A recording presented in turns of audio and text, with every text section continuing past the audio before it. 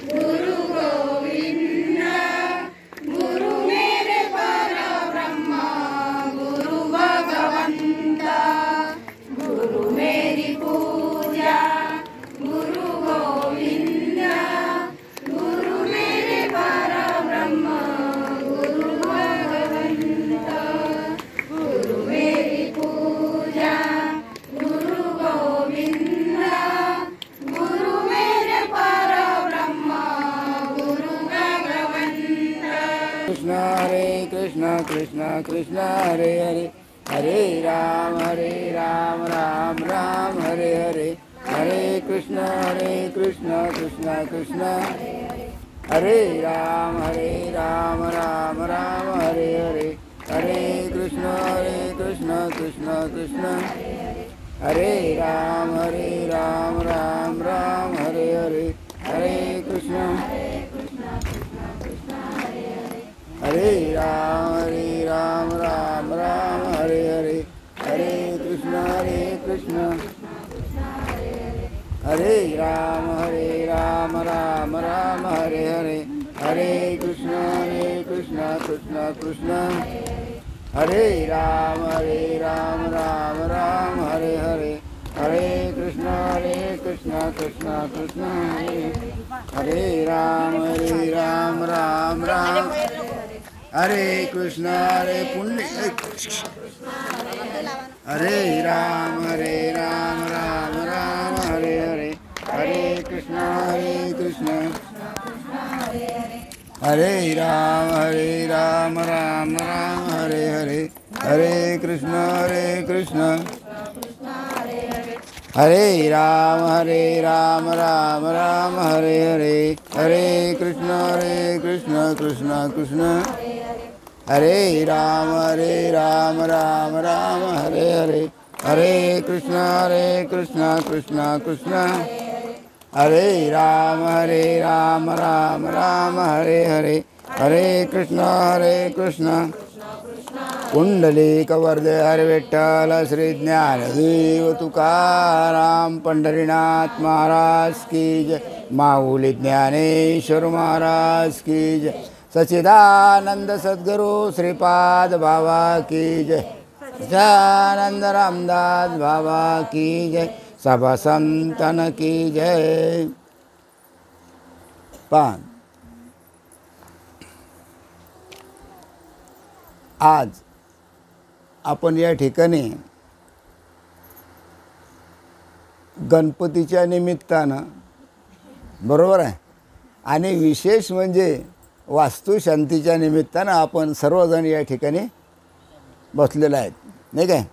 तर या ठिकाणी हा जो वास्तुशांतीचा कार्यक्रम आहे हा दीपक भाऊ सपकाळ आणि माधुरीताई सपकाळ नाही काय यांच्यामुळे हा कार्यक्रम वास्तुशांतीचा या ठिकाणी होत आहे आणि त्यानिमित्तानं ही सेवा माझ्याकडून माझे सद्गुरू श्रीपाद बाबाच करवून घेत आहे. बोलणारा मी नाही, बोलणारा फक्त हे थोबाडा आहे, तोंड आहे, पण बोलणारे अलगच आहे नाही काय.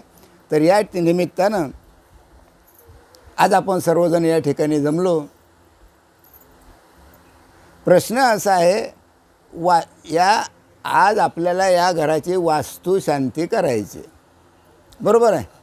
म्हणजे या घराची शांती करायची. मग आता घर दुःखी होतं का? घर दुःखी होतं काय? मग शांती कोणाची करायची? जो दुःखी आहे त्याची शांती करायची. आता घर दुःखी होतं काय? मग त्याची शांती करायची काय? नाही. मग शांती कशी करायची, कशाला करायची, कोणती करायची, कशी करायची, हा महत्त्वाचा प्रश्न आहे. आता हे घर बांधण्यापूर्वी ही जी पोकळी होती ही पोकळी जशीच्या तशीच होती. या पोकळी घरामध्ये जी पोकळी आहे या पोकळीला पैसे दिले का विकत का कुठून आणली काय? आणली काय? नाही. मग घर कशाला म्हणतात? आम्ही घर कशाला म्हणतो? दगड माती सिमेंट लोखंड अमुक टमुक जे काही आहे याला आम्ही काय म्हणतो? घर म्हणतो. पण त्याच्यापूर्वी पोकळी होतीच का नाही? आणि घर बांधल्यानंतर घरामध्ये जी पोकळी आहे त्या घरामध्ये ते तत्व सुखी राहावं, त्या घरातले सर्व त्या घरात सुखी राहावे याच्याकरता वास्तुशांतीचा कार्यक्रम. बरोबर आहे. वास्तुशांती याच्याकरता किंवा जे घर आहे या घरामध्ये जे तत्व आहे हे तत्व कायम आम्हाला सुखी ठेवो याच्याकरता. नाही तर घरच आहे. घर म्हणजे पोकळी काय, घर बांधण्यापूर्वी पोकळी होतीच, घर बांधल्यानंतरसुद्धा ती पोकळी आहेच. मग तुम्ही वास्तुशांती करून कशी राहिले आहे का नाही. तर त्या घरामध्ये जी पोकळी आहे त्याच्याकरताही जे तत्व आहे त्या तत्वाची आठवण राहावी याच्याकरता वस्तुशांती. ब्राह्मण येतो, मंत्र म्हणतो, काय अमुक करा टमुक करा, हे टाका, ते देवाला द्या, ते देवाला द्या, पुष्कळसे मंत्रतंत्र म्हणतो ब्राह्मण, म्हणतो का नाही. मग आता खरोखर त्या घराची शांती होईल काय, त्या घराची शांती होईल काय. घर कधी दुःखी झालं काय, नाही, घराची शांती होणारच नाही. तर घराची शांती याच्याकरता असते की आपल्याजवळ जे तत्व आहे अनायसेच भाग्यानं आपल्याला जे मिळालं ते जसंच्या तसं राहावं त्याच्याकरता ही वास्तुशांती आहे. म्हणून या ठिकाणी आपण त्याच्याकरता जमलेलो आहे. आता आपल्याला घ्यायचा सत्संग. नवल केवळे केवळे, नवल केवळे केवळे, अन्न सुटे कान्होबाचे कोळे. अरे त्या भगवंताचं कोळं असं आहे, श्रीकृष्णाचं कोळं असं आहे नाही काय. ते आतापर्यंत कोणी सोडवू शकलं नाही. भगवंताचं जे कोळं आहे आतापर्यंत कोणी सोडवू शकत. संत ऋषी मुनी जपी तपी योगी वगैरे सर्व थकले, सर्वांनी हात टेकले. पण त्या भगवंताचं कोळं आतापर्यंत कोणी जाणू शकलं नाही किंवा ते ओळखू शकलं नाही नाही काय. हां, जर एखाद्यानं म्हटलं की ते तत्व मी ओळखतो, भगवंताला जाणतो, तर ज्या वेळेस तो भगवंताला जाणायला जाते, भगवंताला ओळखायला जातो, त्यावेळेस तो त्या ठिकाणी स्वरूपाशी एकरूप होतो. त्याच्यामुळे भगवंत केवढा आहे, कसा आहे, काय आहे हे मात्र कोणालाही आतापर्यंत समजलेलं नाही.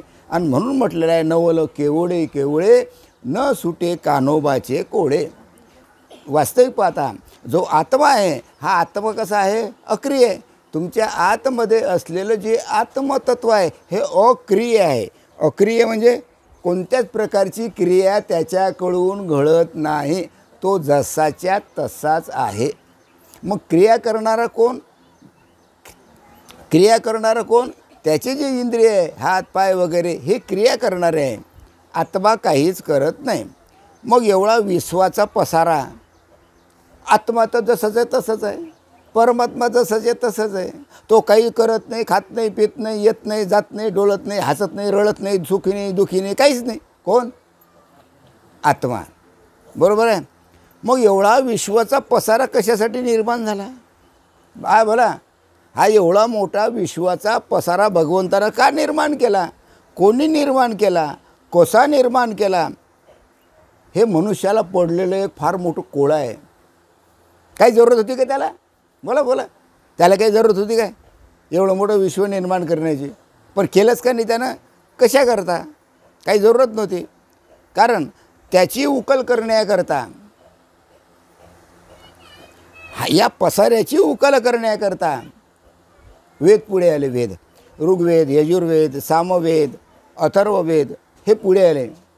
किंवा भगवंतानं हा जो पसारा मांडला, हा कोणी केला, कसा केला, याच्या काय उद्देश होता याच्यामागे, तर वेद पुढे आले.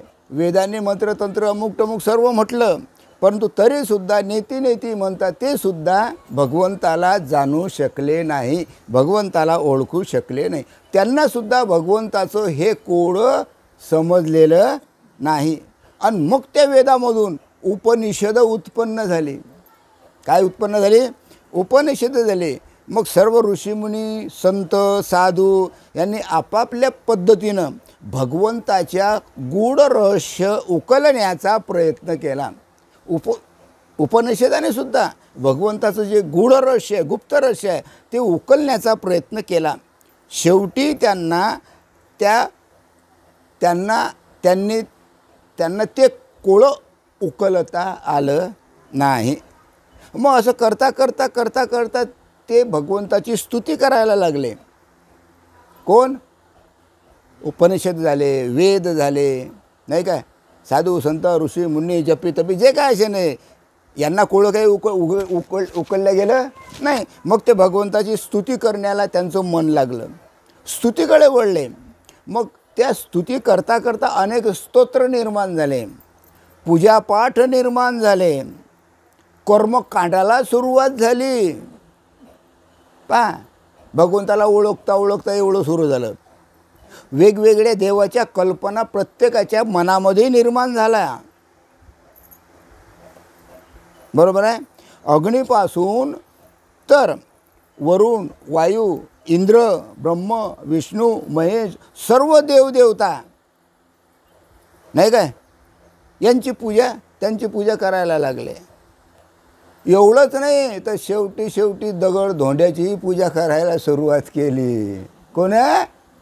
कोणा भगवंताचं कोळ उलगण्याकरता, समजण्याकरता. पण तरीसुद्धा ते कोळ ओळखलं गेलं नाही.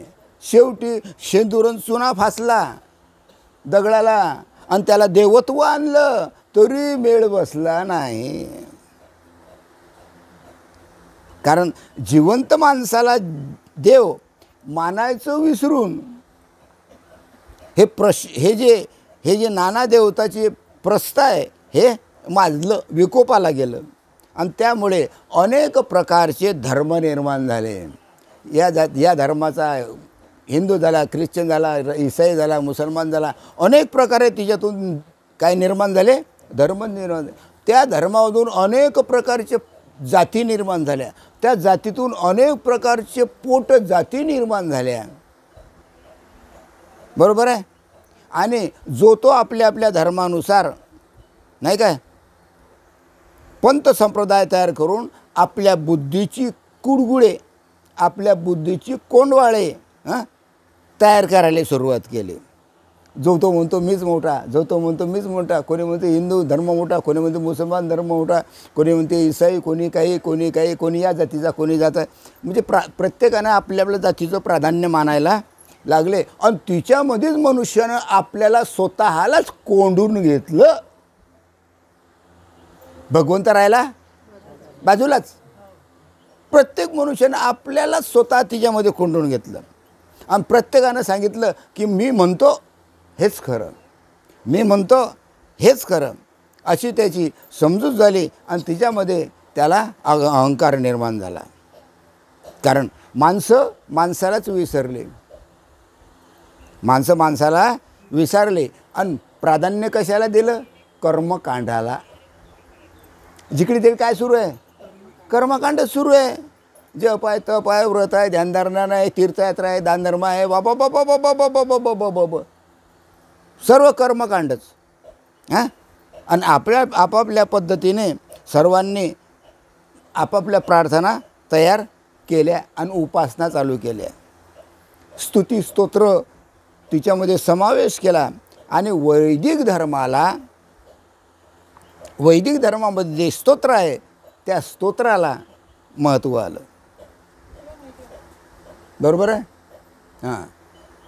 त्यात विष्णू परमात्म्याच्या 1000 नामाचा विशेषणे देऊन एक प्रकारची श्रद्धायुक्त स्तुती केली गेली. विष्णू परमात्म्याचे नाव किती? 1000. विष्णू सहस्रनाम स्तोत्र आहे का नाही? अरे आहे का नाही? ते सुरुवात झाली. श्रद्धायुक्त भक्तीनं त्याची स्तुती तयार झाली. किती नामं? सहस्रनाम. 1000 नाव दिले गेले देवाला, त्या भगवान विष्णूला. त्यात विष्णू स्तोत्र तयार झालं. आणि त्यात परमात्म्याच्या अनेक कार्याचा स्वरूपाला उद्देशून त्यात परमात्म्याने अनेक विशेषणे दिली. मी त्या परमात्म्याला पुष्कळची विशेषणं दिली. त्यानं जे जे गुण केले ते गुण त्या परमात्म्याला लावलं. गुण किती आहे?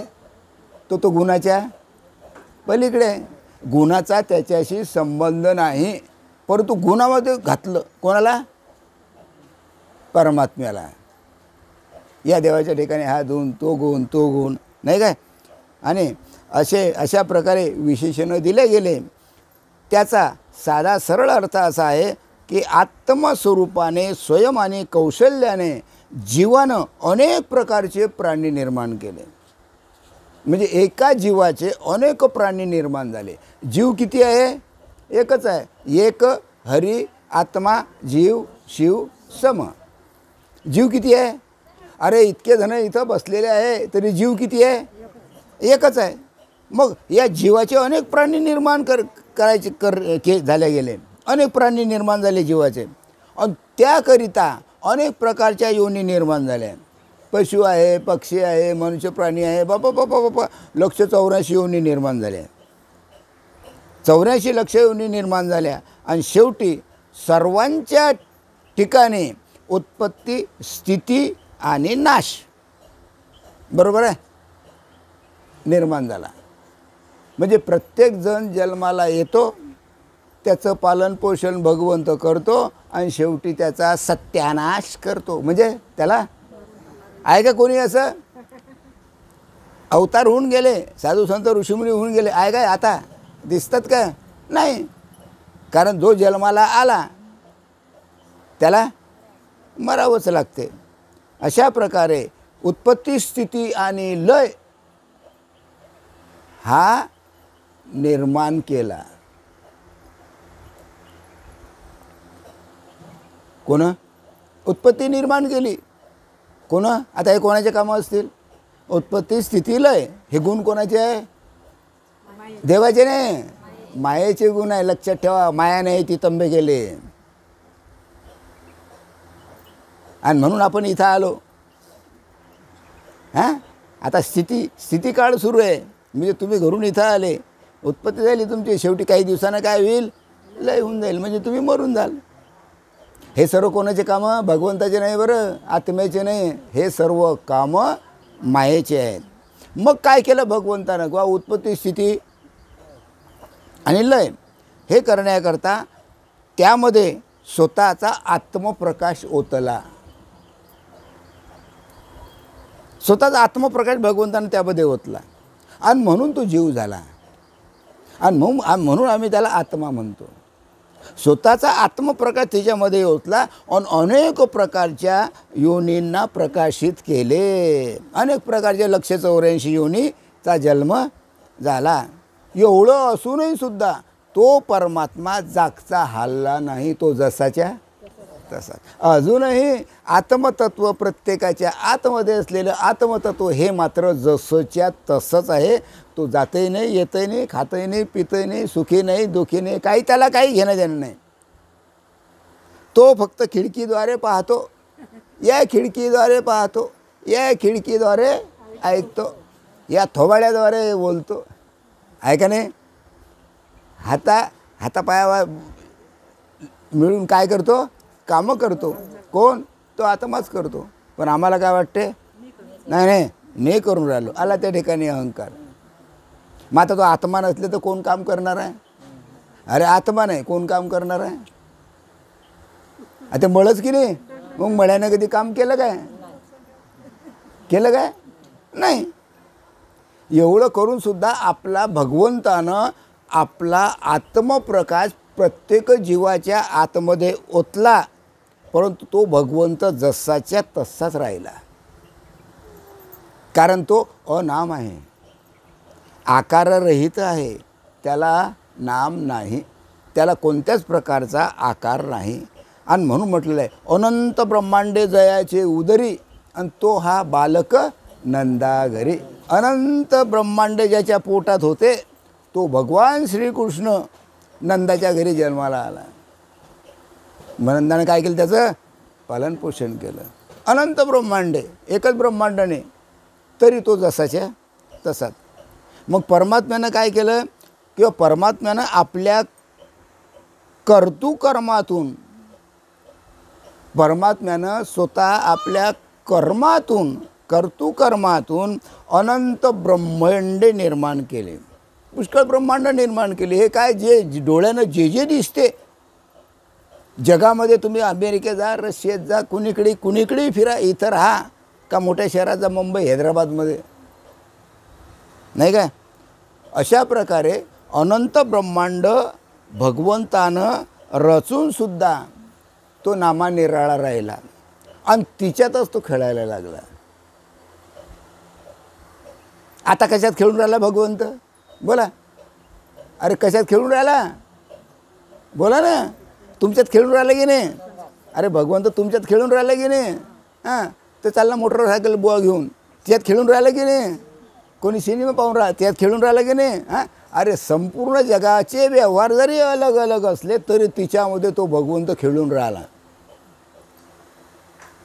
हां, तो त्यात खेळून राहिला. आणि त्यातच तो स्वतः, आणि त्या खेळण्यामध्येच त्यानं स्वतः काय केलं? अवतार धारण केला. आणि तोच श्रीकृष्ण झाला, तोच राम झाला, तोच कल्की झाला. काय जे काय असेल नसेल तो तोच झाला. कोण? कोण? भगवंत. त्यातच तो स्वतः अवतार धारण करून सर्व धर्म संस्थापनाचे कार्य चालवितो. निर्माण करणाराही तोच. अनेक धर्मामध्ये तो काय झाला? विस्थापित झाला आणि त्यानं कार्य सुरू केलं. म्हणजे आता जेवढे मोठं या जगामध्ये जेवढं काही धर्म आहे, जाती आहे, अमुक आहे, टमुक आहे, हे सर्व कार्य कोण चालवून राहिलं? भगवंतच चालवून राहिला. कारण तिच्यामध्ये तो खेळून राहिला. मग परमात्मा काय करतो? ऐकून राहिले ना? हां, परमात्मा काय करतो?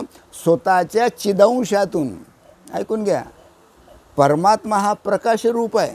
त्याच्या आतमध्ये जी शक्ती आहे ही चिदांश आहे, म्हणजे तो प्रकाश आहे. बरोबर आहे. मग परमात्मा स्वतःच्या चिदांशातून चैतन्य रूप झाला. म्हणजे प्रत्येकाच्या आतमध्ये काय काय निर्माण झालं? चैतन्य निर्माण झालं त्याच्या चिदांशातून. कोणाच्या? परमात्म्याच्या. परमात्म्याच्या चिदांशामधून काय झालं? तो चैतन्य रूप झाला. कोण चैतन्य रूप झाला? परमात्मा. मायेचा काही संबंध आहे का इथं? बोला बोला. हां, मायेचा संबंध नाही. एवढं मोठं करूनसुद्धा तो सर्वापेक्षा अलगच आहे. मग परमात्मा स्वतःच्या चिदंशातून चैतन्य रूप झाला आणि त्यात काय केलं? त्यानं स्वतःची चित शक्ती ओतली. त्या परमात्म्यानं सारं, परमात्मा हा चैतन्य रूप झाला आणि चैतन्य रूप झाल्यानंतर त्या चैतन्य रूपामध्येच त्यानं स्वतःची चित्त शक्ती ओतली. ही चित्त शक्ती म्हणजेच मूळ प्रकृती. ही चित्त शक्ती म्हणजेच माया. बरोबर आहे काय? कळून राहिलं काय? त्यालाच मूळ माया म्हणतात. मग तिला जो प्रकाश आहे हा कोणाचा आहे? कोणाचा आहे? चिदंशाचा आहे, चैतन्याचाच प्रकाश आहे, त्या परमात्म्याचाच प्रकाश आहे. ऐ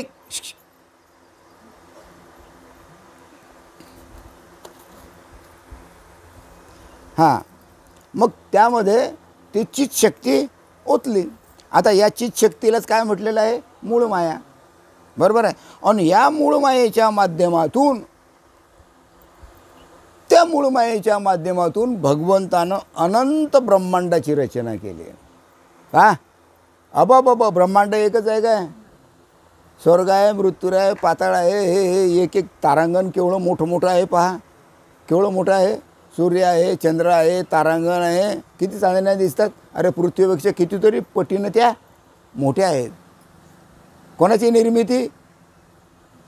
परमात्म्याची निर्मिती. मग परमात्म्यानं हे कसं निर्माण केलं? कोणाच्या साह्यानं निर्माण केलं? त्या चित्त शक्तीच्या साह्यानं निर्माण केलं. कारण त्यानंच आपल्या चिदंशातून, आपल्या चैतन्यामधून काय निर्माण केली? चित्त शक्ती निर्माण केली. पण एवढं करूनसुद्धा तो त्या सर्वापासून अलग राहिला. किती मजेशीर आहे. एवढं सर्व निर्माण करून भगवंत त्याच्यापासून अलग राहिला. काय भगवंताचा बाकीच्या गोष्टीचा काही संबंध नाही.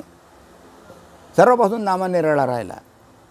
हां, अरूप. कारण भगवंत आहे अरूप. भगवंताला रूप नाही, भगवंताला नाम नाही. तो निर्विकार आहे, निर्गुण आहे, निर्विकार आहे, निराकार आहे. हां, कोण? भगवंत.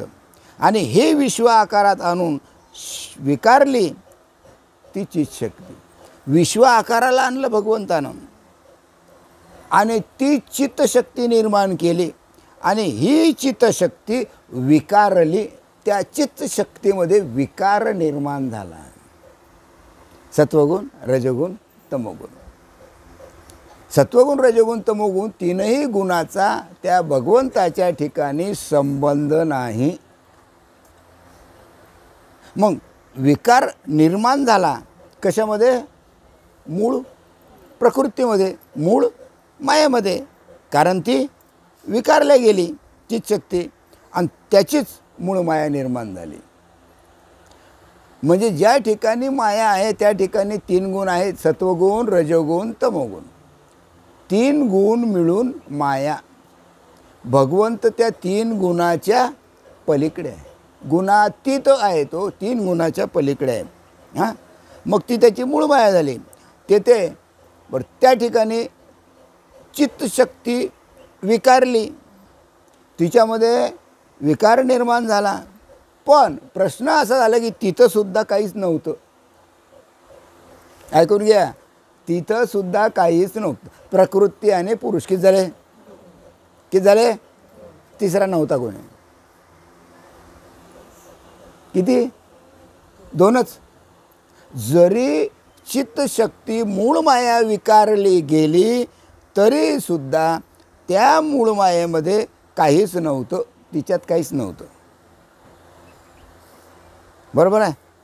फक्त त्या चित्तशक्तीला, मूळ मायेला विकारित्व आलं. त्यात फक्त विकार निर्माण झाले आणि तो विकार स्वतः चित्तशक्तीनं स्वीकारला. तो विकार स्वतः त्या मूळ मायेनं स्वीकारला, आपल्या आतमध्ये घेतला. कारण जोपर्यंत तो विकार ती आपल्या आतमध्ये घेत नाही तोपर्यंत सृष्टीची निर्मिती होऊ शकत नाही. समजलं? म्हणून काय झालं? ती स्वतःच विकारली, म्हणजे स्वतःमध्ये तिच्यामध्ये विकार निर्माण झाला. आणि या मायेनं तिथून अष्टधा प्रवृत्ती निर्माण केली. अष्टधा प्रकृती म्हणजे सत्वगुण, रजोगुण, तमोगुण. किती झाले? 3. आणि पंचमहाभूत, पृथ्वी, पाणी, अग्नी, वारा आणि आकाश. 5 आणि 3 8. याला अष्टधा प्रकृती म्हणतात. तो अष्टधा प्रकृती स्वतः मायेने निर्माण झाली आणि ती विकारामध्ये गुंतली. बरोबर आहे. आणि ती स्वतः यासाठी साकार झाली, आकाराला आली ती. हे काय सर्व? हे बा, हे काय सर्व दिसते? दबाडीतले लोक काय? बोलत जा. काय आहे? सत्वगुण, रजोगुण, तमोगुण आहे की नाही? त्यांच्या ठिकाणी आहे की नाही? अरे आहे की नाही? आहे. पंचमहाभूतापासून त्यांचं शरीर निर्माण झालं की नाही? आहे. साऱ्या जगाचीच ही रीत आहे. बरोबर आहे. मग ती स्वतः यासाठी साकार झाली. आणि सर्व साकार रूप त्या अष्टधा प्रकृतीचं हे साकार रूप आहे, जे डोळ्यानं दिसते ते. कारण प्रथम ती तुर्यारूप होती. कोण? सर्वप्रथम कोण होती ती? तुर्यारूप. मी आत्मस्वरूप आहे, मी जीव आहे. प्रथम ती तुर्यारूप धारण करून परमात्म्याच्या स्वयंप्रकाशाच्या बळाने स्वतः प्रकाशित झाली. म्हणजे तिथला जो प्रकाश आहे हा कोणाचा आहे? भगवंताचा आहे. भगवंताच्या प्रकाशानंच मूळ माया प्रकाशित झाली. तिला स्वतःचा प्रकाश नाही. कोणाला? मूळ मायेला स्वतःचा प्रकाश नाही. तिचा जो प्रकाश आहे तो प्रकाश कोणाचा आहे? परमात्म्याचा आहे. परमात्म्यामुळे ती प्रकाशित झाली आणि त्या प्रकाशरूपातून, ऐकून घ्या, त्या प्रकाशरूपातून परमात्म्यालाही अक्षरत्व प्राप्त करून ते ओंकार रूपात आणले. परमात्म्यालाही तिनं अक्षर रूपात प्राप्त केलं आणि ओंकार रूपात आणलं. म्हणजे त्या परब्रह्माला ओंकार रूपात आणलं. कोण? त्या चित्त शक्तीने. समजून राहिलं की नाही? चित शक्तीनं म्हणजेच मूळ मायेनं, बरोबर आहे. आणि मग ओंकार रूपात आणल्यानंतर तिच्यामधून वेद निर्माण झाले. पा ऋग्वेद, यजुर्वेद, सामवेद आणि अथर्ववेद, चारही वेद तिच्यातून निर्माण झाले. मग वेद कोणापासून निर्माण झाले? आला पुन्हा प्रश्न. ओंकारातून जे परमात्म्यालाही जे अक्षरत्व प्राप्त झालं, परमात्म्याच्या प्रकाशामधून चितशक्तीचा प्रकाश पोचला आणि तिच्यामधून तिनं ओंकार रूपात आणलं. कोणाला? त्या चितशक्तीला म्हणजे मूळमायेला. आणि तिच्यामधून मग वेद निर्माण झाले. आणि त्यासाठी वेद निर्माण झाल्यानंतर सांगायचे कोणाला? सांगायचे कोणाला? ते ज्ञान वाटायचं कसं? म्हणून ब्रह्मदेवाची निर्मिती झाली. कोणाची निर्मिती झाली? ब्रह्मदेवाची. आणि त्याला हे वेद शिकवले गेले. आणि वेद शिकवल्यानंतर मग प्रजेची निर्मिती, त्याच्यानंतर त्याच्यानंतर जगाची निर्मिती झाली. मग हे सर्व जग आवृत्त कोण केलं? जगाला आवृत्त करणारा कोण? जगाला आवृत्त करणारा कोण?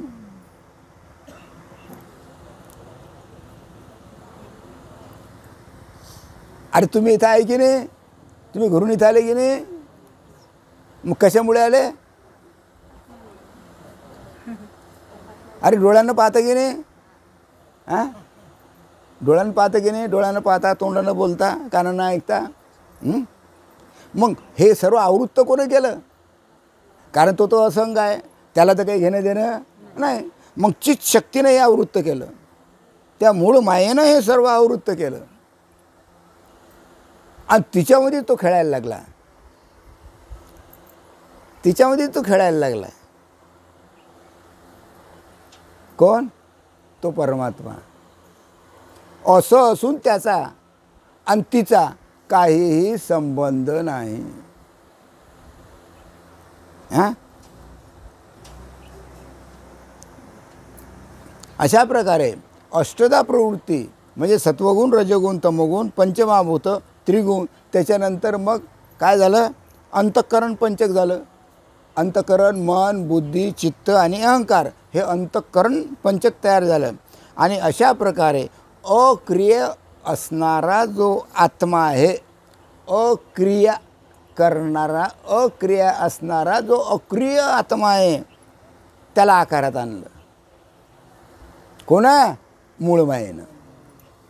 आत्मा अक्रिय आहे, त्याला आकाराला आणणारी कोण? माया. अरे आत्म्याचा तर काही संबंध नाही कोणाशी, जगाची काही घेणदेण नाही त्याला. आत्म्याचा जगाचा काही संबंध नाही. मग तो अक्रिय आत्मा कसा झाला? आकाराला आणला. मात्र हे त्या सर्वांना प्रकाशित करण्याचे काम कोणाचे? परमात्म्याचे. म्हणजे त्या प्रकाशरूपाचे, परमात्म्याच्या प्रकाशानं ते प्रकाशित झाले. कारण मायासुद्धा स्वयंप्रकाशित नाही. मायेलासुद्धा स्वतःचा प्रकाश नाही. माया कोणाचा प्रकाश घेते? भगवंताचा, परमात्म्याचा प्रकाश घेते. आणि त्या प्रकाशामधून ती माया संपूर्ण जगाला प्रकाशित करते, संपूर्ण जगाला आकारात आणते. बरोबर आहे. ती सुद्धा परमात्मा प्रकाशित आहे. कारण परमात्मा प्रकाशित म्हणजे परमात्म्याचाच प्रकाशित आहे. याला कोणाला? मूळ मायेला. म्हणून चैतन्य रूपाने तिथे या सृष्टीत सजीवाला जीवत्व पाहिजे होते.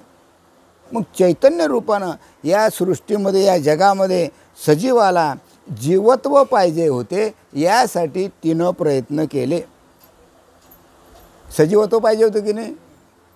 प्रत्येकामध्ये जीव पाहिजे होता की नाही? अरे कारण त्याच्याशिवाय उत्पत्ती स्थिती लय होणारच नाही. कारण त्याच्याशिवाय हालचाल होणारच नाही. म्हणून या सृष्टीमध्ये सजीवाला जीवत्व पाहिजे होते आणि म्हणून तिने अंश रूपाने ऐकून घ्या, तिने म्हणजे मूळ मायेने अंश रूपानं परमात्म्याला जीव होण्याची प्रार्थना केली. ऐकून राहिलं काय?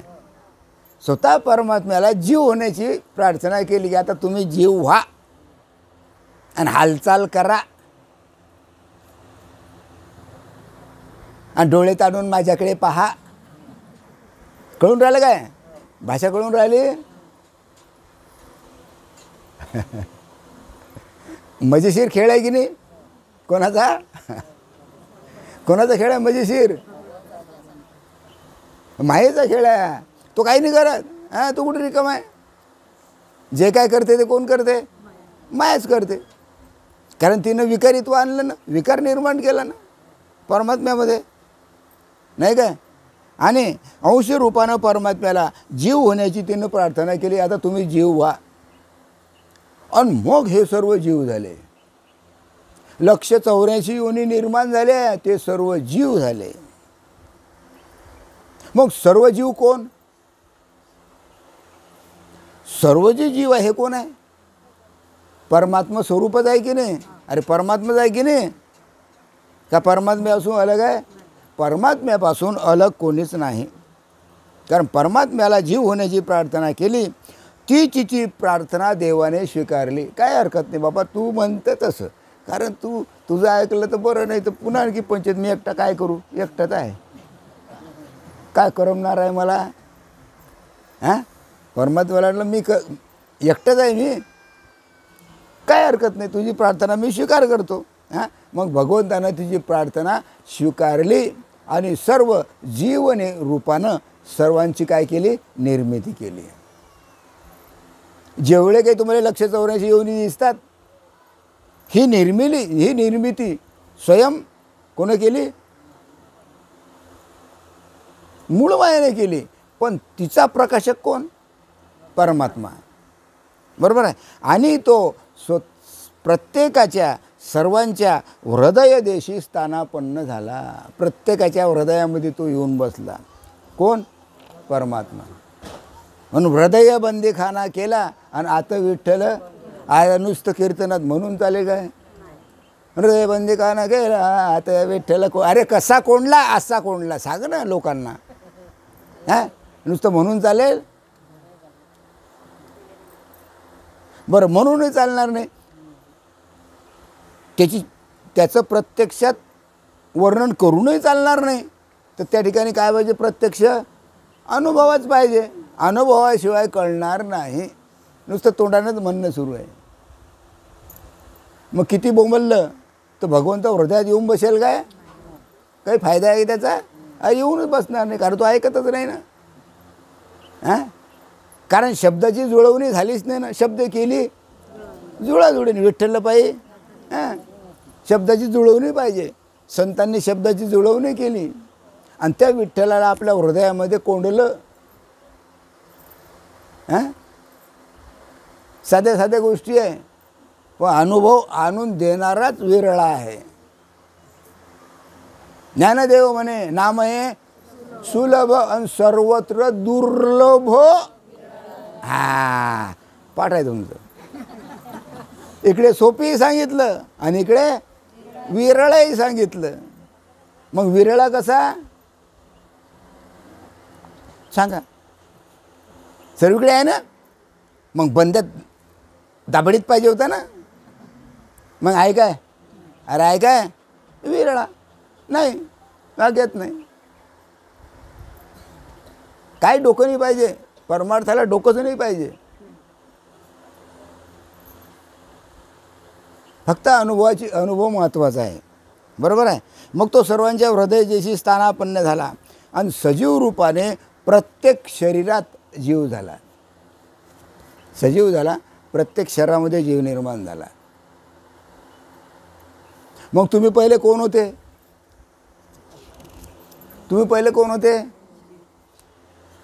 जीव होते की नाही? अरे जीव होते की नाही? मग कोण झाले? शिव झाले. आता आपल्याला शिवाच्याही पुढे जायचं, बरोबर आहे. आता आपल्याला शिवाच्या सुद्धा पुढे जायचं.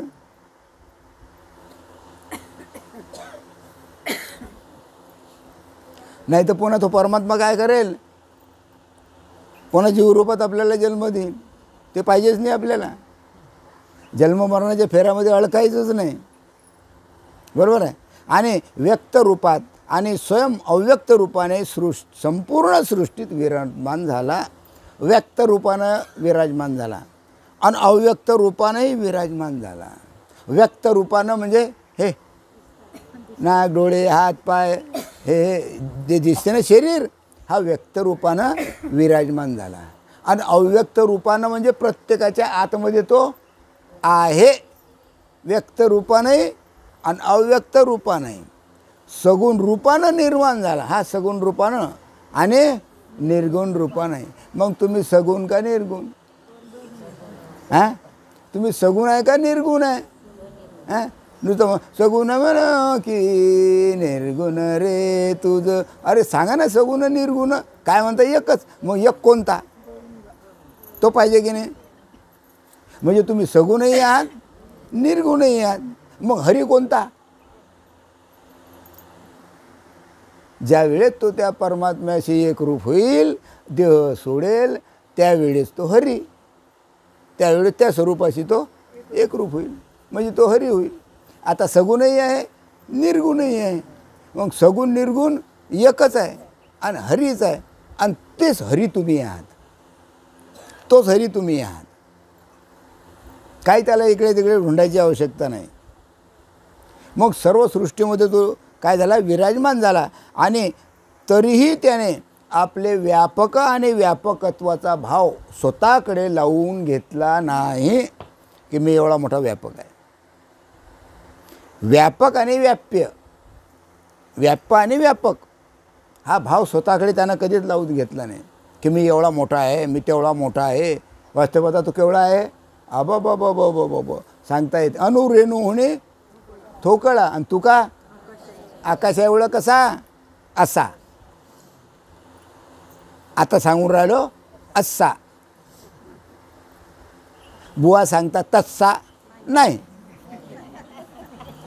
आता मी सांगितलं असा. कळून राहिलं काय? हां, म्हणून बुवारू व्यवस्था ठेवायचं नाही. कीर्तनकार, प्रवचनकार, पारायण करणारे, सप्ते करणारे, दानधर्म करणारे, बाई काही नाही ठेवायचं, काही नाही. तुका म्हणे ते पाहिजे अनुभवाप्रमाणे. शब्दाचे भादर कामा नाही. अरे तुम्ही किती शब्द बोलले तरी त्याचा फायदा नाही. तुकाराम महाराज म्हणता अनुभव आणून देणारा पाहिजे. आणि अनुभवच नाही तर मग त्याचा काय फायदा? हां, म्हणजे शेवटी तुम्ही गुंतले मायेत. शरीर सोडा, मायेतच. लक्ष 84मध्ये अळकाल, सुखदुःखामध्ये अळकाल. पुन्हा जन्मनं, पुन्हा मरणं, पुन्हा जन्मनं, पुन्हा मरणं, पुन्हा जन्म घ्या, पुन्हा मायबाप लगच, तिसरा जन्म मायबाप लगच, चौथा जन्म मायबाप, भाऊ बहीण लगच, सर्व चालले ओलो गोलो गोलो गोलो गोलो गोलो. हां, कशानं? एवढे मोठे जीव, एवढे मोठे मरतात आणि जिवंत मरतात आणि पुन्हा जन्म घेतात. हां, कशामुळे? आपल्या कर्मामुळे. मग हे कर्मच आपल्याला बात करायचं आहे. कर्मच खलास करायचं आहे. कर्मच नाहीसं करायचं आहे. जोपर्यंत मी आत्मा आहे हे कळत नाही तोपर्यंत कर्म बाद होणार नाही, कर्म नाहीसं होणार नाही. मग काय झालं? मायेने जीवाला स्वतःकडे आकृष्ट करून ठेवले. मायेनं काय केलं? जीवाला, ऐकून घ्या, जीव म्हणजे तुमच्या आतमध्ये असलेला आत्मा. माया म्हणजे हे देह, अंतःकरण, मन, बुद्धी, चित्त, अहंकार वगैरे वगैरे, पृथ्वी, पाणी, अग्नी, वारा, आकाश आणि हे शरीर वगैरे, आहे का नाही? हां, मग या मायेनं जीवाला काय केलं? स्वतःकडे काय करून घेतलं? आकृष्ट करून घेतलं, आकर्षण करून घेतलं. ती माया देवाकडे जाऊच देत नाही. त्या मायेनंच आकृष्ट करून घेतलं जीवाले. तू जीवत राहा, जन्म मरणाचे फेरे करतच राहा, मरतच राहा, जित होत राहा, सुखदुःख भोगतच राहा. कारण माया, माया. जीवाला स्वतःकडे आकृष्ट करून घेतलं या मायेनं. हां, तो या मायेच्या आनंदात, जरी मायेनं आकृष्ट करून घेतलं, जरी मायेनं जीवाला आपल्याकडे ओढून घेतलं, तरी सुद्धा या मायेच्या आनंदामध्ये स्वतःच्या आनंदत्व विरून मायेच्या आनंदात रमला. मग स्वतःचा आनंद भगवंत विसरून गेला आणि मायेच्याच आनंदात विरून गेला. मायेचाच आनंद, जिकडे पासन तिकडे मायेचाच आनंद. नवरान बायकोन पोरोसरण घर दार शेतीवाडी जात अमुक टमुक येऊ तू पैसा अळका इच्छेतच या मायेमध्येच तो रमला. कोण? जीव. तो जीव मायेतच रमला. वास्तविक पाहता त्याचा आनंद खरा आनंद आहे, पण तो आनंद, त्या आनंदामध्ये त्या मायेनं काय केलं? आपला आनंद म्हणजे भगवंताचा जो आनंद आहे हा आनंद जिरवून टाकला, नाहीसा केला आणि आपलाच आनंद वाढवला. मग जगामध्ये आनंद कोणाचा सुरू आहे? बोलत जा. जगामध्ये आनंद कोणाचा सुरू आहे? मायेचा आनंद सुरू आहे. हां, देवाचा आनंद आहे काय? नाही, देवाचा आनंदच नाही.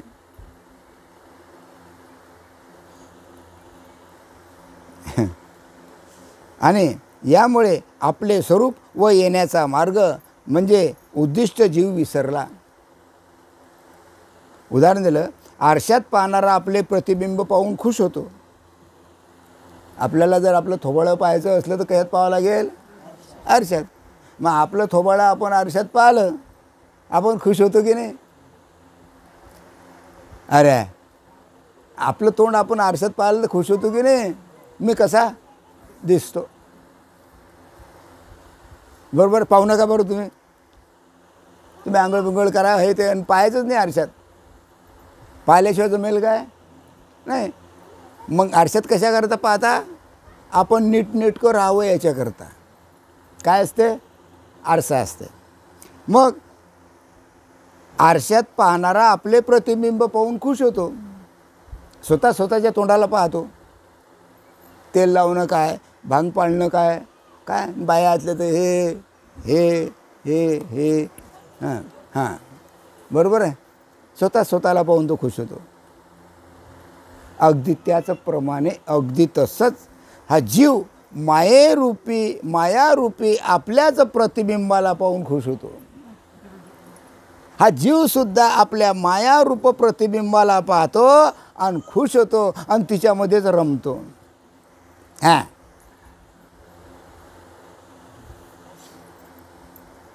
आणि मस्त स्वखुशीने मायेच्या खेळाला पाठिंबा देतो. वा वा, माया फार चांगली आहे. वा वा, माया फार चांगली आहे. मायेच्या खेळाला पाठिंबा देतो. मायेचा खेळच आवडतो की नाही? अरे सर्वांना मायेचा खेळ आवडतो की नाही? बंद्या दबाडीत फिरा. कोणाच्या घरी जा तुम्ही, कोणत्या गोष्टी चालू आहे? मायेच्याच गोष्टी चालू आहे. आनंद होतो कोणाचा? मायेचाच. तुम्ही सुटले बा तिच्यापासून. बाकी बंद दबाडी कसं अटकलं? मायेतच अटकलं. कारण स्वखुशीनं मायेचा खेळाला पाठिंबा देता झाला आणि त्यामुळे नुसतेच जन्म मरण त्यानं स्वीकारलं. मायेनं आकृष्ट केलं, जन्म मरणाच्या फेऱ्यामध्ये अडकवलं आणि त्या मायेशी तो एकरूप झाला. मायेशी तो काय झाला? जीव एकरूप झाला. त्यामुळे साहजिकच जीव आपलं जे ज्ञान आहे, आपलं जे स्वरूप आहे, हे स्वरूप विसरला. मी आत्मा आहे हे तो विसरला. स्वतःच्या स्वरूपाला विसरून गेला. हां, स्वतःच्या स्वरूपाला विसरला. त्याला स्वरूपाचं ध्यान राहिलं नाही आणि म्हणून तो स्वतः अत्यंत संकुचित झाला. कारण स्वतः मी आत्मा आहे, आत्मस्वरूपाला त्यानं ओळखलं नाही, म्हणजे स्वतःला त्यानं ओळखलं नाही आणि म्हणून तो स्वतःच अत्यंत संकुचित झाला. इतका संकुचित झाला. ऐकून राहिले का? इतका संकुचित झाला की फक्त बायको, पोरं सोरं, मायबाप, भाऊबंद खलास झाला संकुचित झाला तो. याच्या व्यतिरिक्त त्याला दुसरं काहीच कळत नाही, इतका संकुचित झाला. समजून राहिले? भाषा कळून राहिले काय? इतकं त्या जीवानं स्वतःकडे संकुचितपणा घेतला आणि तो जन्म मरणाच्या फेऱ्यामध्ये अडकला आणि स्वतः संकुचित झाला. आणि या संकुचितपणामुळे प्रकृतीचे केलेले सर्व कर्म आपलंच म्हणायला लागला. प्रकृतीनं केलेलं कर्म तो स्वतः मीच करून राहिलो असं तो समजायला लागला. आणि स्वयंप्रकाश असून सुद्धा आपलं स्वरूप आपला आत्मप्रकाश तो विसरून गेला. आणि आपलं सर्वस्व तो प्रकृतीला देऊन बसला. कोण? जीव. इतकंच नाही तर हा देहच मी आहे असं ठाम मानून बसला की हा देहच मी आहे. हे जे शरीर आहे हे शरीर म्हणजे मी. पण हे समजत नाही घर म्हणजे मी काय? घर म्हणजे मी? अरे घर अलग आणि तुम्ही ज्या घरात राहता ते अलग की एक अलग. तुम्ही म्हणजे घर नाही, मग तुम्ही म्हणजे शरीर नाही, तर तुम्ही कोण आहात? आत्मा आहात. जसं जो ज्या घरामध्ये मनुष्य राहतो त्या घराचा आणि त्या मनुष्याचा काही संबंध नाही, तसं देहाचा आणि आत्म्याचा काही संबंध नाही. पण त्याला आधार कशाचा आहे? घराला आधार कोणाचा आहे? जो घरात राहतो त्याचा. जसं तुम्हाला आधार कोणाचा आहे? आत्म्याचा.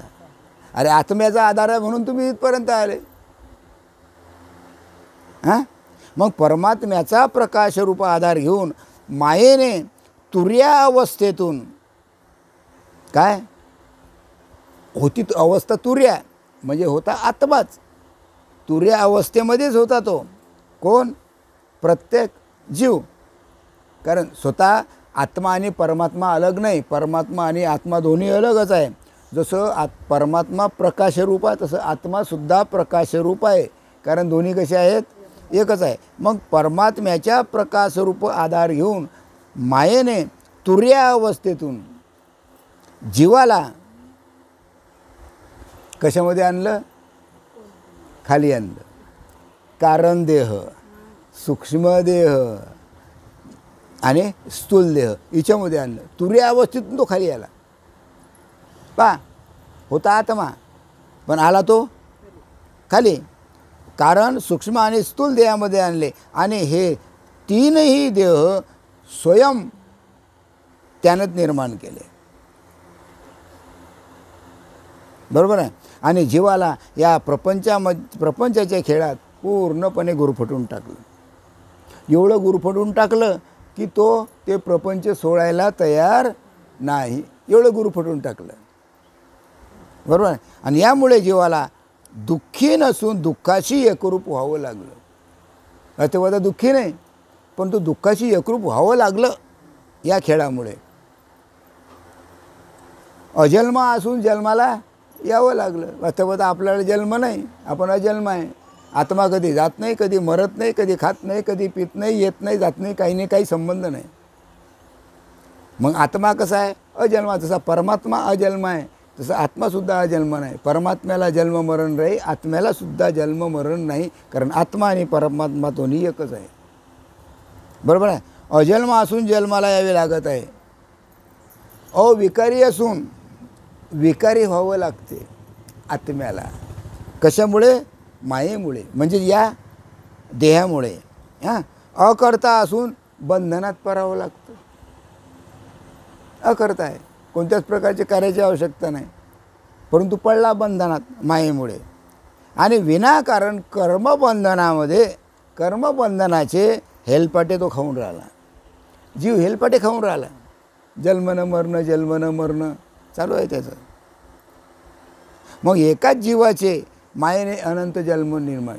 एकच जीव होता पहिले, मग ते एका जीवाचे अनंत जीव निर्माण केलं. कोण? मायेनं अनंत जीव निर्माण केले. आणि अनंत दुःख त्याच्याबरोबर लागून राहिले. बरोबर आहे. शेवटी काय झालं? अक्रिय अविकारी अशा मूळ परमात्म्याला ते काही पावल्या गेलं नाही. मी एवढा परमात्मा आहे, मी अविकारी आहे, अक्रिय आहे, निर्गुण आहे, निराकार आहे. आणि हे काय चाललं हे जगात? अरे हे जगात काय सुरू आहे? सर्व गुरुफटले कशात? मायेमध्ये. सर्व जन्ममरणाच्या फेऱ्यामध्ये गुरुफटले, सर्व दुःखात सुखदुःखामध्ये अडकले असं परमात्म्याला वाटलं. मूळ परमात्म्याला हे काही पाहिलं गेलं नाही. आणि हे सर्व काल्पनिक असूनही कल्पनेला विकल्प निर्माण झाला. काल्पनिक आहे, विकार निर्माण झाला. मग काय झालं? आपल्या या अंशरूपी जीवाला, ऐकून घ्या, आपल्या या अंशरूपी जीवाला, म्हणजे तुमचा जो जीव आहे हा परमात्म्याचा अंश आहे. हे मान्य आहे की नाही सर्वांना? तुमच्या ठिकाणी जो आत्मा आहे, जो परमात्मा आहे, हा परमात्म्याचा अंश आहे.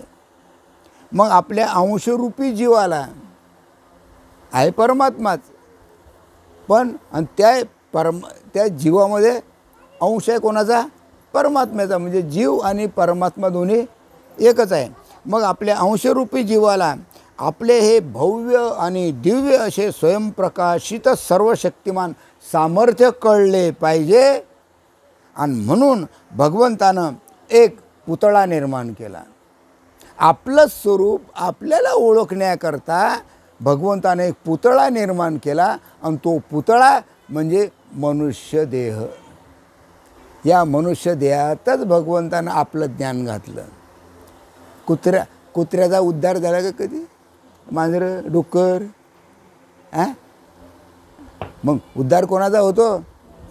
मग मनुष्य देह भगवंताने निर्माण केला, नाही काय?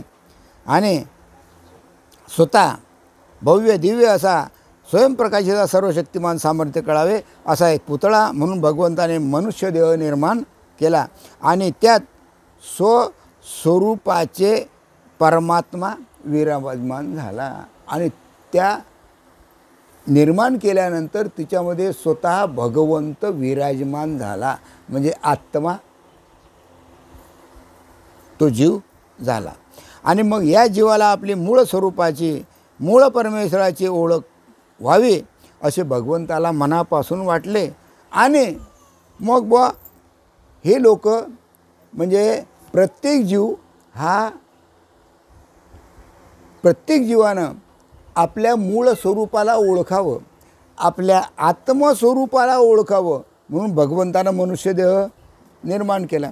आणि या मनुष्य देह निर्माण केल्यानंतर या मनुष्यानं आपल्याला ओळख व्हावे असं भगवंताला वाटलं.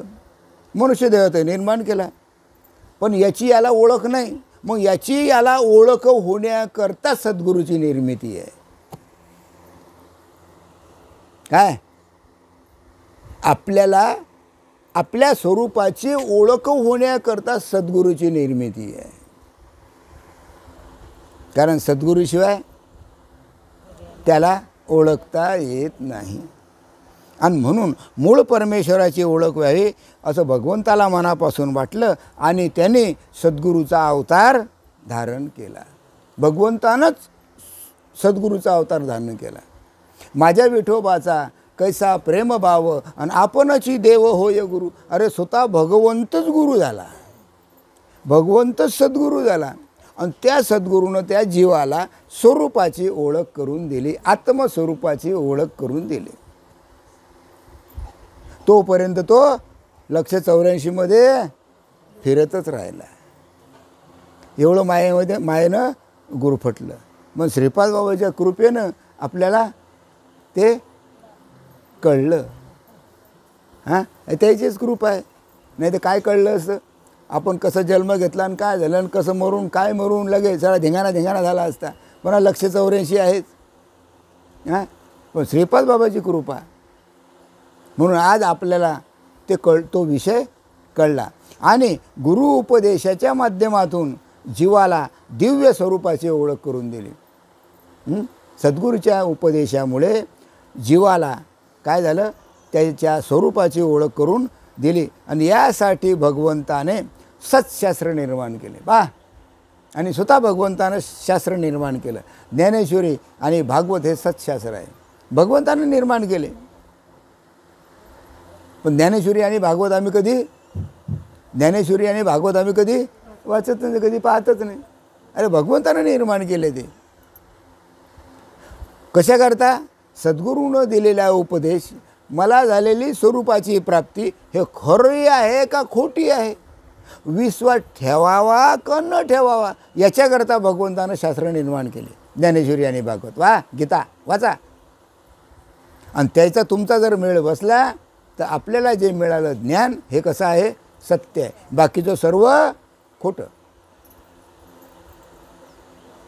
बरोबर आहे? काही घेणं नाही बाकीच्या गोष्टीची, आम्हाला अन्य दुसऱ्या गोष्टीची जरूरत नाही. आणि म्हणून भगवंतानं सत्शास्त्र निर्माण केले. आणि मग सद्गुरू, सत्पुरुष सनक, सनंदन, सनक आणि सनत कुमार असे पूर्ण अनुभवी महात्मे निर्माण केले.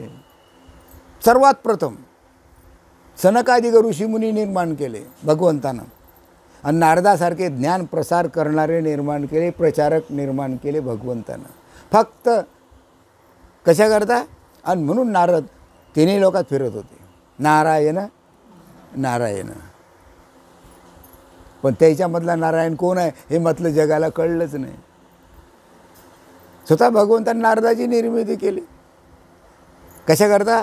हे शास्त्र, हे जे ज्ञानाचा प्रसार करण्याकरता संतांची निर्मिती झाली. आणि यातूनच बुद्धियोग जागवला. आणि या बुद्धियोगाने जीवाचे उपनयन झाले, म्हणजे जवळच्या आत्मज्ञानाचा डोळा उघडला. आमच्या ठिकाणी जे आत्मज्ञान आहे ते आत्मज्ञान आम्हाला समजायला लागलं. आणि तिच्यामधून आत्मज्ञान प्रगट झाले. आणि आपलं जे मूळ स्वरूप आहे, आत्मस्वरूप आहे, ते कुठं आहे? मग आपल्या जवळच आहे.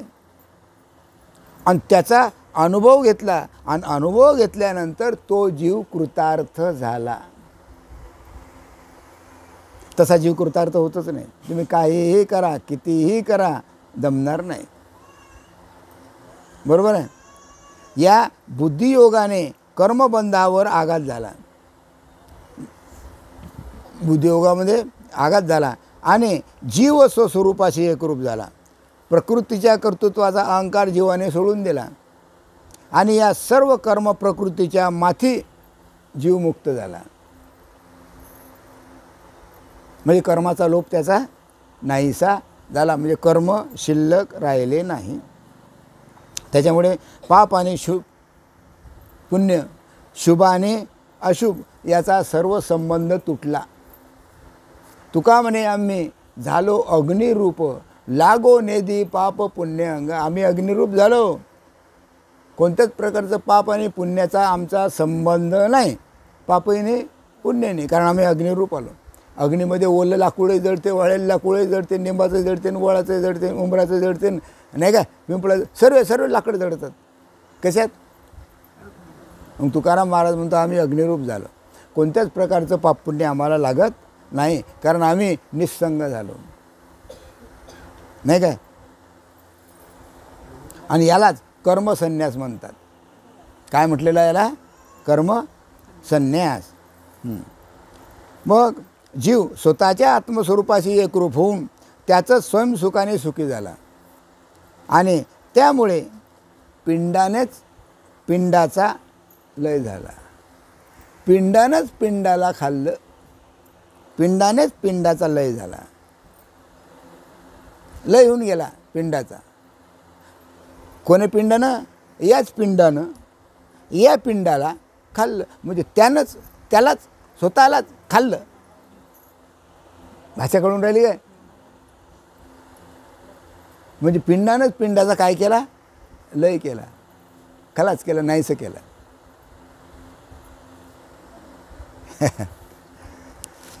एक तास झाला का भाऊ? हां किती झाले? झाला काय? बरं.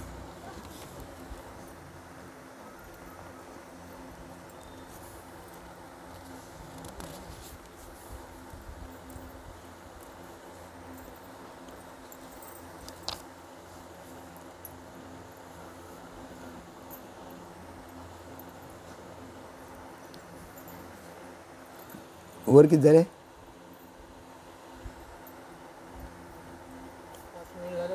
हां असं बरं.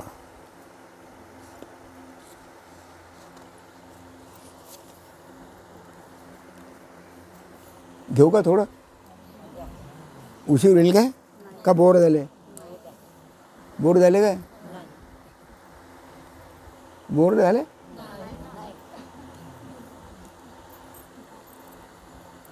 बोर झाले नाही ना? अरे खरं सांगा. अरे अजूनही सांगत नाही. हां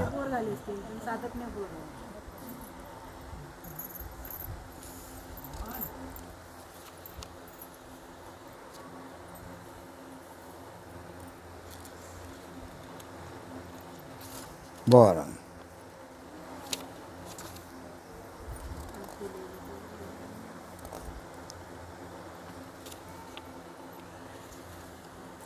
झोपा गेल्या का तुमच्या? झोपा गेल्या असतील तर सांगा. हां हां झोपा आल्या नाही. आल्या नाही ना? मग आणखी 1 तास. भाजी वाट पाहते तिकडे. नाही 12 तर वाजले.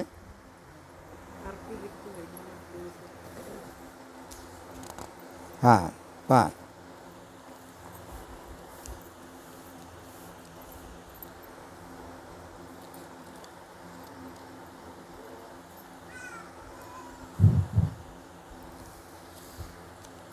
थोडा विषय बदलू.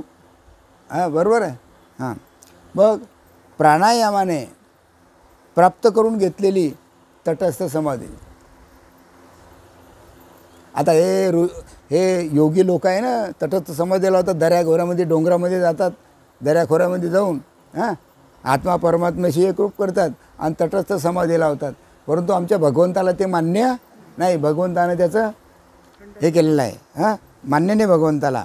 मग प्राणायामाने प्राप्त करून घेतलेली तटस्थ समाधी ही अखंड ठेवण्याकरता या समाधीतच देह जावा लागतो. जर तटस्थ समाधी असली तर त्या तटस्थ समाधीमध्ये जर त्याचा देह गेला तर त्या जीवाचा उद्धार होतो. लक्षात घ्या, ऐकून घ्या. आपल्यात तसं आहे काय? लक्षात घ्या. भक्ती आणि योग याच्यामध्ये फरक आहे. पहा तटस्थ समाधी अखंड ठेवण्याकरता या समाधीतच देहांत व्हावा लागतो. परंतु असमप्रज्ञान समाधीमध्ये तसे नाही. आपली जी समाधी आहे ही असमप्रज्ञात समाधी आहे. समप्रज्ञात नाही. बरोबर आहे. ती समाधी राहिली की तिचा भंग होत नाही. मग देह असो की जाओ. म्हणून ज्ञानेश्वर माऊली ही समाधी मान्य करतात. म्हणजे ज्ञानेश्वर माऊलींना हीच समाधी मान्य आहे. वास्तवात समाधी नाही ती, पण म्हणावं लागते शब्दात. ते ज्ञानेश्वरीच्या 8व्या अध्यायात 27व्या श्लोकामध्ये मार्गदर्शन करतात. तरी आता देह जाओ अथवा राहो, आम्ही तो केवळ वस्तूचा आहो. देह जाओ का न जाओ, जी वस्तू आहे, जे आत्मस्वरूप आहे, ते आम्ही जसंच्या तसंच आहो. भगवद्गीतेत भगवान श्रीकृष्णाने अर्जुनाला तटस्थ समाधी दिली नाही. भगवंतानं तटस्थ समाधी दिली नाही.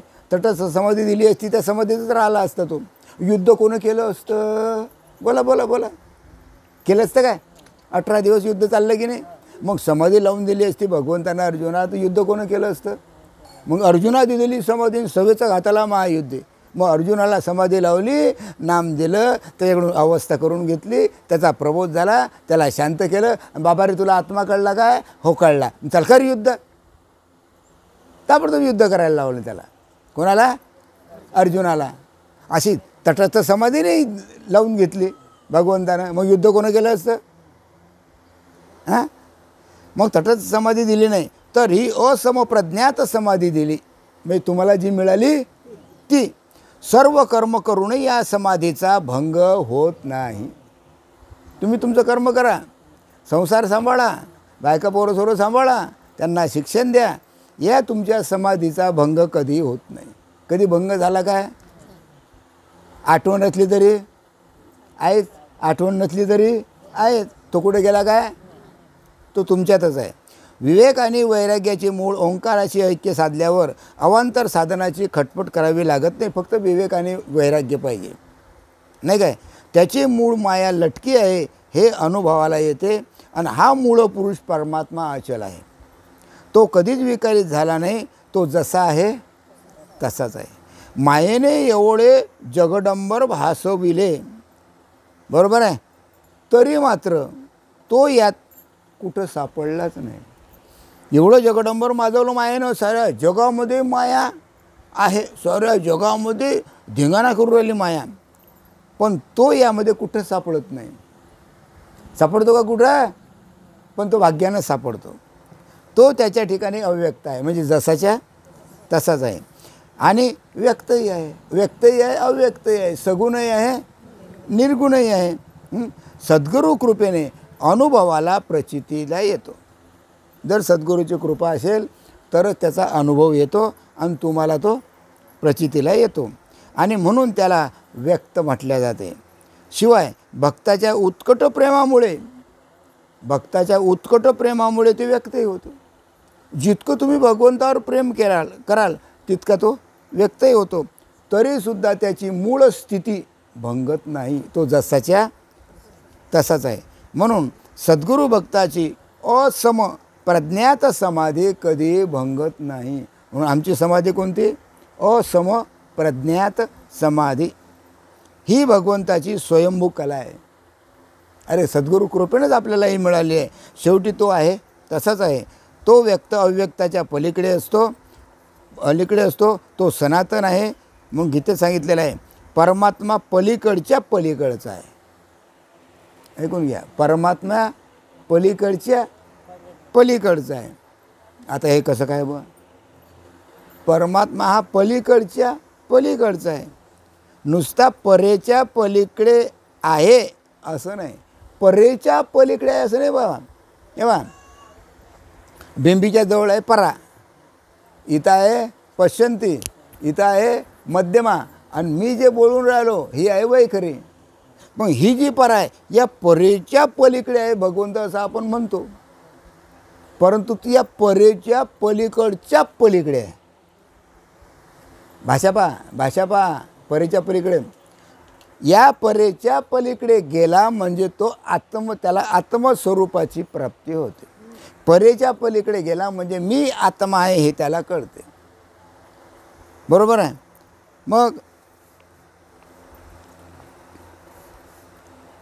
नसून तो सर्वांच्या पलीकडचा म्हणजे मूळ अधिष्ठान स्वरूप आहे. म्हणजे संपूर्ण या ब्रह्मांडामध्ये असलेलं जे मूळ अधिष्ठान परमात्म्याचं आहे, तो परमात्मा पलीकडच्या पलीकडचा आहे. आता पहा, पुन्हा कसं सांगू तुम्हाला. हे पहा, परेच्या पलीकडे, परा म्हणजे ही बेबी. ज्यावेळी तुम्हाला आत्मस्वरूपाचा अनुभव येतो त्यावेळेच्या परीच्या पलीकडे त्या भगवंताचा तुम्हाला आत्म्याचा अनुभव येतो. मग तो परेच्या पलीकडे आहे म्हणून अनुभव येतो. बरोबर आहे. मग तुमच्याच परेच्या पलीकडे तो आहे काय? ऐकून घ्या, तुमच्याच परेच्या पलीकडे तो आहे काय? अरे तो आत्मा संपूर्ण ब्रह्मांडामध्ये एकच आहे आणि त्यालाच परमात्मा म्हणतात, म्हणून तो पलीकडच्या पलीकडचा आहे. आता कळलं काय? स्वतःच जर म्हटलं तर परेच्या पलीकडे, पण संपूर्ण जग जर म्हटलं, संपूर्ण जीव प्राणी जर म्हटलं, मनुष्य प्राणी म्हटलं, तर तो नाही काय? नाही का तो? मग तो कसा झाला? पलीकडच्या. हां, आता कळलं. आणि एकट्यानं म्हटलं तर परेच्या पलीकडे, हे काय हरकत नाही. आणि परेच्या पलीकडे आहेच तो. परेच्या पलीकडे कळल्याशिवाय पलीकडच्या पलीकडे कळणार नाही. कळलं? हां. हां, म्हणजेच तो मूळ अधिष्ठान आहे. अशा परमात्म्याला जाणण्याकरता भगवंताने कृपावलोकन करून हा नरदेह दिला आणि त्याच्याच करता मनुष्य जन्म. खाण्या पिण्याकरता हागण्याकरता मनुष्य जन्म नाही. हां, अरे मनुष्य जन्म दिला ना तुम्हाला, तुमचा खाऊ पिऊ नका. काय करा, त्याचं नामस्मरण करा, त्याला प्राप्त करण्याचा प्रयत्न करा. अशा संताला शरण जा की जेणेकरून आपल्याला आपल्या स्वरूपाची ओळख येईल. खाऊन राहिलो पिऊन राहिलो मस्त मजा करून राहिलो, त्याच्याकरता मनुष्य जन्म नाही. लक्षात घ्या. अरे उपजले मेले, किती जन्माला आले किती मेले, त्याचा अंदाज जर राहिला नाही मग त्याच्याकरता मनुष्य जन्म नाही. हा त्याच्या प्राप्तीकरता मनुष्य जन्म आहे. आणि त्याच्या प्राप्ती जर झाली नाही आणि मेले तर दुःख भोगत बसा, भोगत बसा. जन्मी दुःख भोगत बसा, दारिद्र्यता भोगत बसा. विचाराच्या गोष्टी आहे, अनुभवाच्या गोष्टी आहे. हां, मग यात स्वतः वास केलेला की जेणेकरून हा माझा पुतळा मला जाणून माझ्या स्वरूपाला येऊन मिळेल. म्हणून भगवंतानं काय केलं की बा हा मनुष्य जन्म मी दिला तर कशाकरता आपल्या स्वतःच्या स्वरूपाला तो ओळखेल, नाही काय. ही त्या भगवंताचीच महान कृपा आहे, भगवंताचीच कृपा आहे. त्यानं मनुष्य जन्म दिला त्याचीच कृपा आहे, नाही काय. यासाठी त्याने साधू संतांना प्रेरणा दिली. पहा, म्हणून साधू संतांना प्रेरणा दिली. या साधूच्या संगतीमध्ये तुम्ही राहा म्हणजे तुमच्या जीवाचा उद्धार होईल. म्हणून साधू संताकडे पाठवलं जीवाला. हां, आणि त्याच्या हृदयामध्ये आपली करुणा ओतली. त्या साधू संताच्या हृदयात आपली स्वतःची करुणा भगवंतानं ओतली. ओतली तुझ्या आतमध्ये करुणा. तू ज्या जीवाचा उद्धार करा म्हणशील त्या जीवाचा उद्धार होईल. एवढी पावर संतात आहे, एवढी पावर सद्गुरूमध्ये आहे.